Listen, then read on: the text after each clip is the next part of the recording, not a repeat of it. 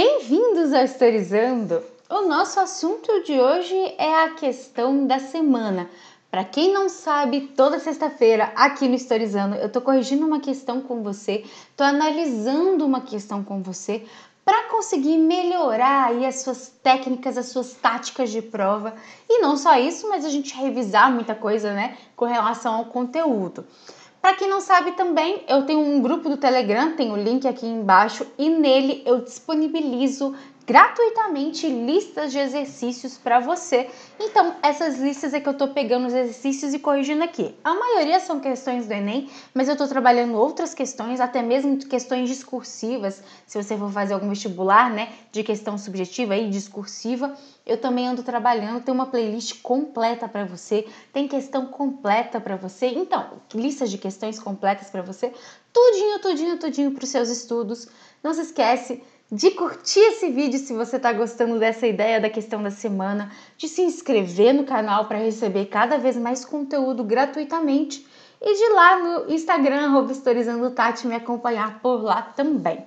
Bom, hoje nós vamos ver uma questão sobre resistência dos escravizados, que caiu no Enem, e não em qualquer Enem, tá? Mas caiu no Enem PPL. Você conhece o Enem PPL?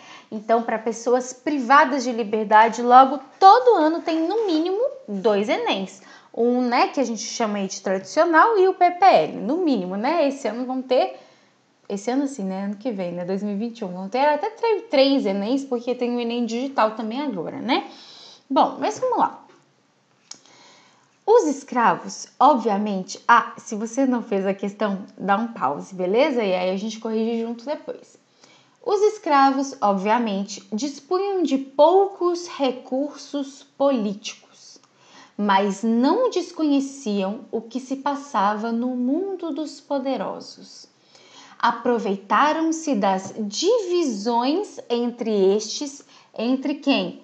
Os poderosos, selecionaram temas que lhes interessavam do ideário liberal e anticolonial, traduziram e emprestaram significados próprios às reformas operadas no escravismo brasileiro ao longo do século XIX. E aí nós temos a fonte do texto. Nos achamos em campo a tratar da liberdade, a resistência negra no Brasil oitocentista. Perfeito.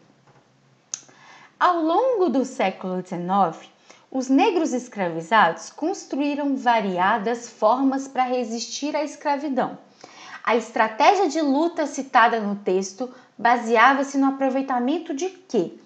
Gente, seguinte, vamos analisar o texto. Essa questão muita gente erra por falta de atenção e por cair em distratores. O que são os distratores? Vou deixar o link aqui para vocês de um vídeo que eu falo mais detalhadamente sobre os distratores, mas ao longo da correção também eu vou mostrando para vocês. A maioria das vezes os distratores vão trazer informações que podem ser verdadeiras historicamente, que podem ter relação com a questão, mas que não responde à questão. Vou dar um exemplo aqui. Aqui a gente está falando de resistência. Existe um tipo só de resistência? Não. Existem vários tipos de resistência. Existe a resistência no caráter físico, no caráter simbólico, enfim, de vários aspectos, né? Aqui nós temos uma resistência política, não sou eu que estou falando, né? É o próprio texto. Mesmo que os escravizados tivessem poucos recursos políticos, eles não desconheciam as questões políticas que aconteciam no mundo dos poderosos. E eles se aproveitavam dessa divisão, dessa disputa entre os poderosos para inserir essas ideias, entendeu? Então, olha só, essa é uma questão que muitas das vezes a gente não estuda, né, digamos assim, não estuda especificamente, porque os escravizados, então, de uma forma de resistência, eram questões de ideais, então eles dividiam os poderosos. A gente não tem um estudo específico sobre isso, mas não precisa. O texto já está contando isso pra gente, que isso existiu. Então a gente precisa pegar isso e jogar na alternativa. Essa não é uma questão difícil, mas muita gente erra por isso, porque já vai extrapolando, já vai pegando outros tipos de resistência que conhece, às vezes nunca ouviu falar disso e aí acaba dançando. Então vamos lá de novo. Ao longo do século XIX, os negros escravizados construíram variadas formas para resistir, então diversas formas. A estratégia de luta que está aqui no texto baseava-se no aproveitamento do quê? Letra A. Estruturas urbanas como ambiente para escapar do cativeiro.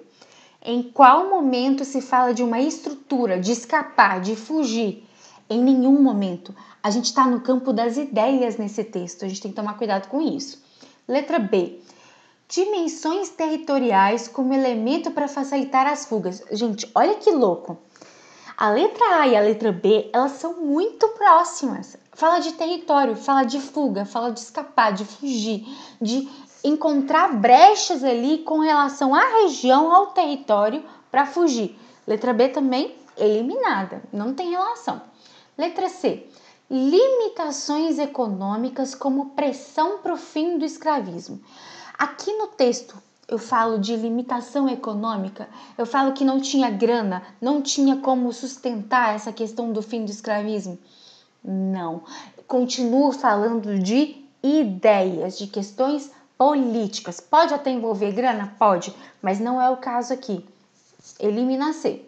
D. Contradições políticas como brecha para a conquista da liberdade. Perfeito. Mas, Tati, por que contradição política? Os negros escravizados estão se aproveitando do quê? Aproveitam-se das divisões entre os poderosos. Por isso, contradições políticas. Esses caras estão no mesmo meio, mas às vezes disputam as coisas. E os negros e negras escravizados se aproveitam dessa brecha. Então, contradição política. A gente já observou que são ideais, são questões políticas, como brecha para essa conquista da liberdade. Entendeu? Graças a essa questão das reformas operadas durante o século XIX. Gente, o que são reformas operadas durante o século XIX que envolve o escravismo? As leis, a questão da abolição. Ao longo do século XIX a gente vê isso, né? Inclusive aqui no canal eu fiz um vídeo muito legal refletindo sobre essas questões do escravismo. Eu vou deixar nos cards para vocês. E tem um vídeo aqui exclusivo só sobre a abolição, que vai contar todo o histórico do século XIX. Eu aconselho você dar uma revisada, porque olha, o Enem cobra bastante esse assunto. Dentro do segundo reinado, que é o que mais cai no Enem com relação ao império, a questão escravista é o que mais cai dentro do segundo reinado, beleza? E por último, mas não menos importante, olha aqui, ó, olha aqui como pode pegar vocês, porque não é questão política, não é questão de ideia, aí a letra E começa, ideologias, mas essa é o distrator que eu chamo de me engana que eu gosto. Começa bonitinho falando de ideologia, mas termina errado, porque olha só, ideologia originária como artifício para resgatar as raízes africanas. Que resgate cultural é esse, gente? Não, eles estão pegando as ideias dos poderosos e estão se aproveitando dessas ideias para usar como artifício aí dessa liberdade. Entende a diferença? Então, é com relação às ideias, ideologias? Sim, é com relação. Mas o resto todo está errado. Não é com relação a essas raízes africanas. Combinado? Gente, se ficou alguma dúvida com relação a essa questão, comenta aqui embaixo. Então, a letra D é o nosso gabarito. Se ficou alguma dúvida, alguma questão, muita gente erra. E eu acredito que muita gente erra por não pensar que o negro e a negra escravizada naquele momento não usava cachola, gente. Usava sim, tá?